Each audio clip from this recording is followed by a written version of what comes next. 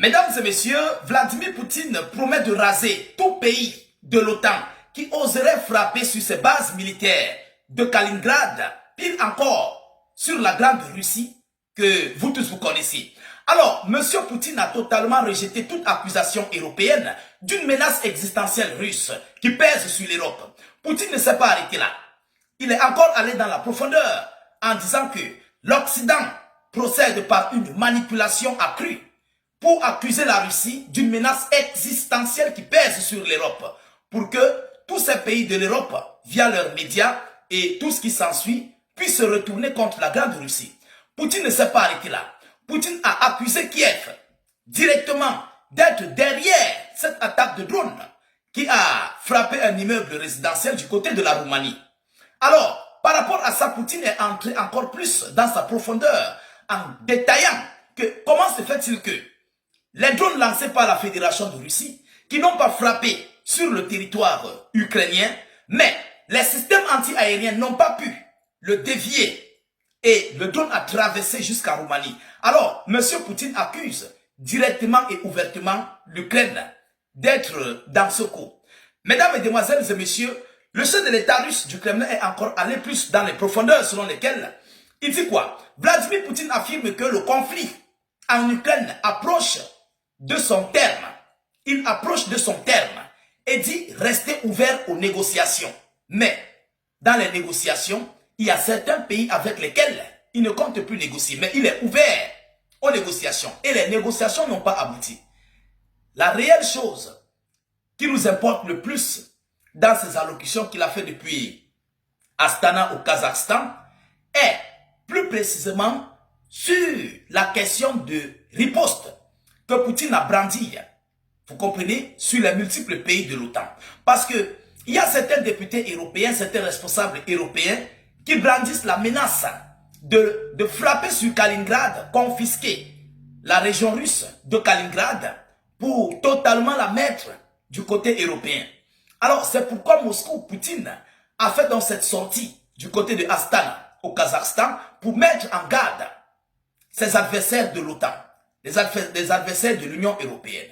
Pendant que Poutine frappe proprement sur l'Ukraine, le même jour ou au lendemain, Volodymyr Zelensky demande encore plus de matériel, d'armes, de munitions anti-aériennes que l'Iran, pourtant de son côté, a totalement montré la vulnérabilité de ce système patriote. Mesdames, Mesdemoiselles et Messieurs, Poutine dit quoi? Le président russe a multiplié ce vendredi les déclarations sur l'Ukraine depuis Astana en marge d'une visite d'État au Kazakhstan. Il a affirmé que la situation sur le champ de bataille donne à la Russie le droit de dire que la situation approche de son terme. Vous comprenez? Tout en refusant de donner un calendrier précis selon des propos rapportés par l'agence de presse russe TASS. Il n'a pas donné de détails précis, mais il dit que la situation du conflit approche désormais dans ces termes. Quels termes? Mesdames et messieurs, alors beaucoup diront que Moscou veut désormais arrêter la guerre. Non, la Russie ne peut pas arrêter la guerre parce que les Russes ont désormais rempli tout ce qu'ils pouvaient remplir. Vous comprenez? Et il faut s'emparer de la capitale. Les Russes sont les stratèges. Après avoir sécurisé tout le Grand Donbass, où il y a la quasi-totalité, 80 à 90% des richesses ukrainiennes, Moscou se prépare à lancer l'assaut final sur la région de Kiev, la capitale ukrainienne. C'est pourquoi même d'ailleurs, Poutine se prépare encore pire sur le dossier nucléaire. Vous comprenez? Alors, Vladimir Poutine a assuré que Moscou n'avait jamais renoncé au pourparler et restait prêt à les poursuivre, tout en reconnaissant que des contacts existaient sans constituer de véritables négociations. Certains contacts, je ne les cacherai pas, sont maintenus.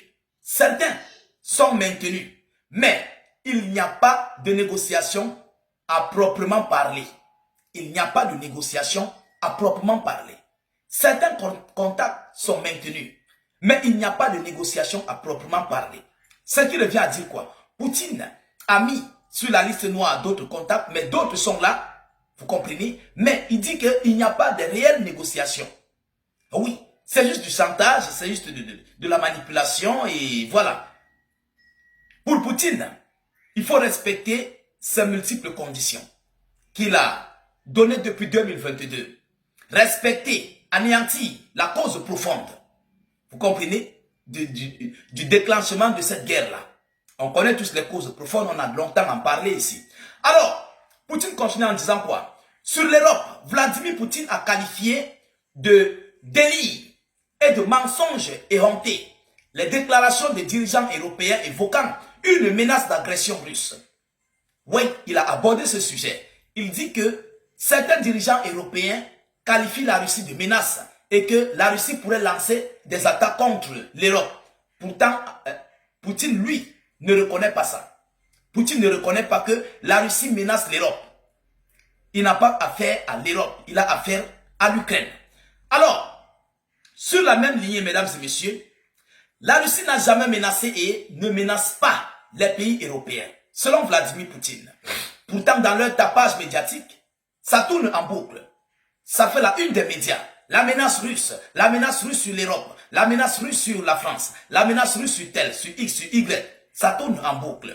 A-t-il affirmé, le président russe a par ailleurs menacé de raser quiconque tenterait de détruire des bases sur le territoire russe, tel que la région russe de Kaliningrad. Si, et seulement si, un pays ou quiconque s'attaquait à la région russe de Kaliningrad, parce qu'il voit que cette région est très lointaine de la Fédération de Russie. Elle est entourée des pays de l'Union européenne et de l'OTAN, des pays baltes et autres. Alors, pour Vladimir Poutine, quiconque tenterait de détruire des bases militaires sur le territoire, vous comprenez, sur le territoire russe, affirme que tous les lieux d'où émane une menace militaire directe contre la Russie sont des cibles militaires légitimes.